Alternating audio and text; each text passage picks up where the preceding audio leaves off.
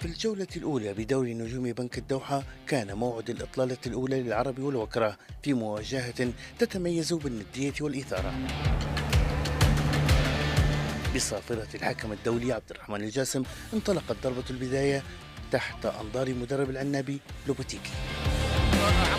لم تكتمل الربع الساعة الأولى لبداية المباراة حتى تمكن من يعرف طريق الشباك جيدا الوافد الجديد في نادي الأحلام الكيني مايكل أولونغا من افتتاح النتيجة بمتابعة رأسية جميلة.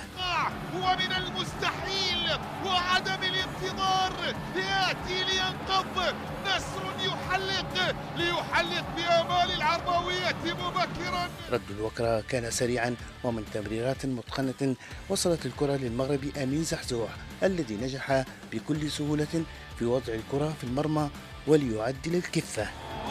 يأتي الرد ومن المغربي المنتظر.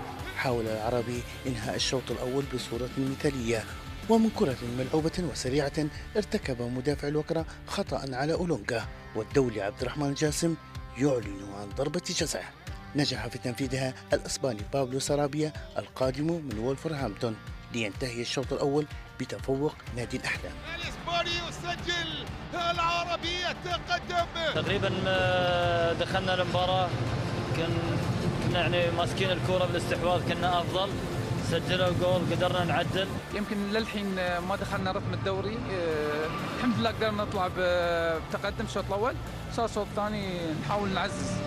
في الشوط الثاني بعد محاولات متكررة لأبناء الجنوب وبمجهود فردي رائع من الأسباني جيرارد فالندين يقدم كرة جميلة للجزائري رضوان بركان أسكنها برأسية في الشباك والفرحة وكروية بالمدرجات. نعم، بالعزيمة وبالإصرار وبمعطيات ما قبل. الوكرة استمر في مده الهجومي ومن كرة ثابتة سددها فهد وعد لتمر فوق العارضة بقليل. العربي الذي ظهر في آخر الدقائق وبكرة ملعوبة كاد أن يحسمها رودري وكرته جانب القائم لتفي القمة بوعودها ولتنتهي على التعادل الإيجابي بهدفين لهدفين. لمركز إخبار قنوات الكاس جمال الشباني.